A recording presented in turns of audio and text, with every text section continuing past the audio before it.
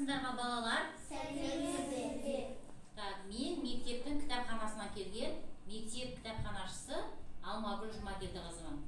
Енді балалар, біздің республика бойынша мектебімізде оқуға құштар мектеп жобасы жүріп жатыр. Енді алдарында отырған, артқа қарай қараймыз бәріміз, қараймыз. Ана арттарында жаңа отырған біздің білім министрі Асхат Аймағамбетов. Осы Асхат Аймағамбетов бізге айтады, оқуға құштар мектеп жобасы дейді, мектеп жобасы. Осы республика бойынша іске асып жатыр жоба. Сол жаңағы маған қараймыз, сол жаңағы жобаға дейді мектептің кітапханалары осындай сендердің сыныптарыңа келіп жұмыстар жүргізу керек. Ол үшін біз не істейміз? Мен мысалы сендерге жаңа келген кезде құр қол келген жоқпын. Мына жерде мысалы мен сандығым тұр, иә балалар? Жасыл сандығым тұр, көк сандығым тұр. Онан кейін мына жерде қоржыным тұр.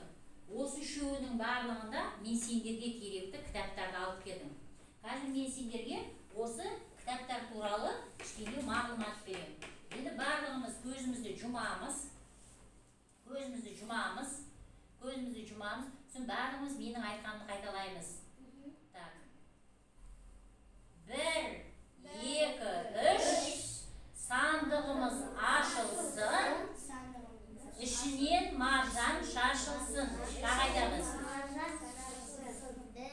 1, 2, 3. Сандығымыз ашылсын. Ішінен маржан шашылсын. Енді көзімізді ашамыз. Көзімізді ашқан кезде біздің жаңағы сандықтың іші толған балалар. Мынандай неше түрлі жаңа кітаптар. Толымбек Абдырайымның Ай оқылақ деген кітабы. Онан кейін мынау жаңағы жақсылыққа жақсылық деген ертегі.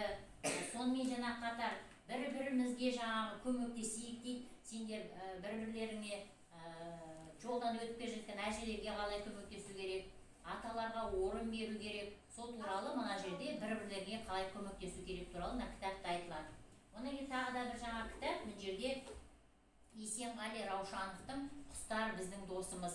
Мынаның ішінде бірнеше жаңағы Қазақстанда тұратын мекендейтін құстар туралы айтылады. Қандай бізде құстар бар? Қыстың күні қайда қалады осы біздің орталық Қазақстанда қалатын құстар бар ма? Соның барлығы осы кітапта айтады. Мынаның ішінде мысалы кітапты ашып жаңа қарайтын болсаңдар, жеке-жеке мысалы осындай